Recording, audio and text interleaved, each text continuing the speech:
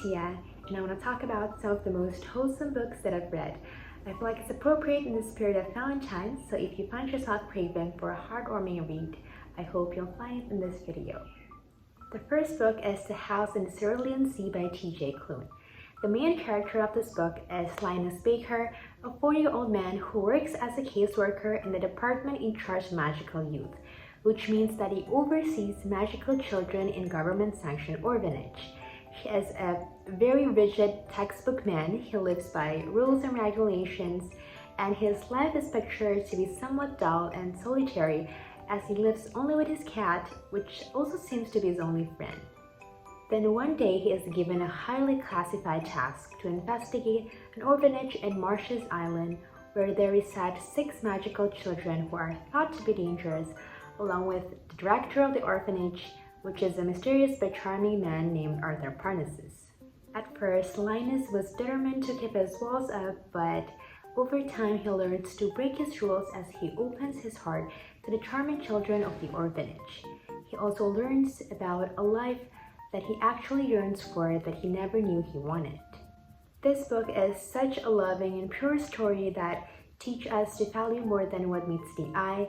The characters are so unique and compelling, it's so hard to pick favorites. The book is very funny as well, so the entire reading experience has been very comforting to me, and if you're someone young at heart, I would definitely recommend this book for you. The next book is A Man Called Ove by Fredrik Backman. This book revolves around a 59-year-old grumpy man named Ove. His will to leave seems to cease after the passing of his beloved wife. In his first attempt of suicide, his new neighbors who are settling in the house across the street accidentally mess up his attempt. It turns out that their arrival brings a refreshing change to Ove's lonely life and even presents him with a new reason to live.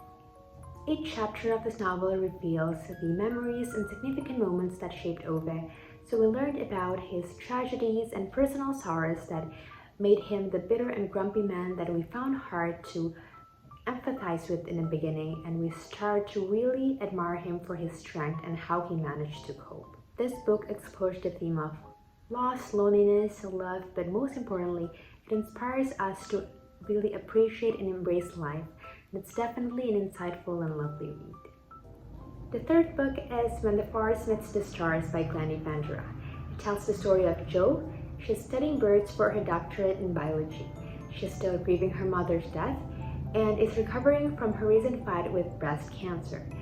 She's only a few weeks into renting her cabin when a girl named Ursa shows up and tells Jo that she's from a planet far away and that she's here to witness 5 miracles. After much dilemma, Jo then allows Ursa to live with her temporarily. Then there's Jo's neighbor Gabriel, and soon the two of them start working together to figure out what to do about Ursa. They develop a bond, and Ursa managed to charm her way into both Jo and Gabe's hearts, who each has their own emotional scars, and Ursa begins to heal those scars and change their lives. I've always had a soft spot for stories of unlikely friendships, so this book hooked me, and I love how the characters are written. Ursa is definitely a very fascinating character, and I've had a tremendous amount of sympathy for both Jo and Gabe. I feel like how their experiences are told give them a deeper dimension as characters, and as a reader, I want nothing but happiness for them. So I find this book very engaging from start to finish. It tells the story of the power of healing through friendship and love, and it's a wonderful read. Next up is The Traveling Cat Chronicles by Hiro Arikawa. This book has the perfect amount of quirkiness and cuteness.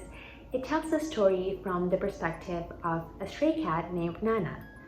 The story begins when Nana accepts food from a kind-hearted stranger named Satoru.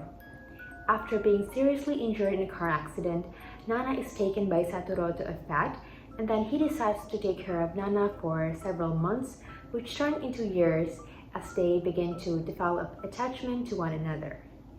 They have been living happily together until one day Satoru decides to go on a trip to hand over Nana to one of his friends as he could no longer take care of him. The two companions embark on a road trip to find the perfect replacement to take care of Nana. While the book begins with a very simple story of a man and a cat, it became increasingly sentimental and even heartbreaking.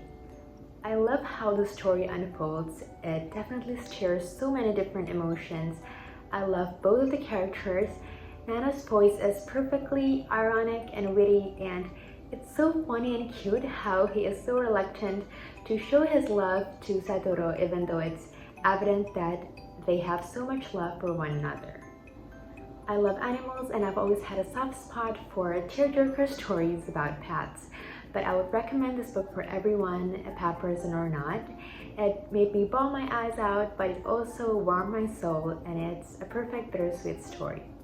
The last book is Humankind by Bret Easton. This is definitely the book to read in such a stressful and uncertain time.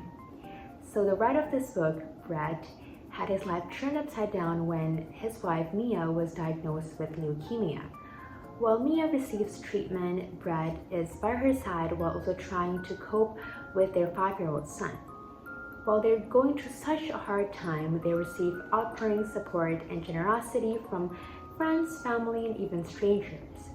This support that enables them to go through such dark times inspire Bret to write about small acts of human kindness. But not only from his experience, Bret also went to explore other acts of kindness shown every day by people, and his stories will definitely tug at your heartstrings. I like how the stories flow and how he organized each chapter to be tied to one another, and I love how he also includes what we can do and that he emphasized that no act of kindness is too small. While this book reinforced what we already know, the kindness projected in this book is very contagious.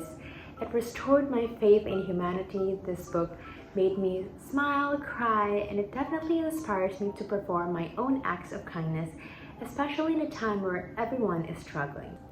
So if you're having a hard time processing all that is going in the world right now, or if you're in need of a feel-good read, do yourself a favor and read this book. So that wraps up my recommendation. I really hope that these books wrap you in a big warm hug as they did me, and thank you for watching.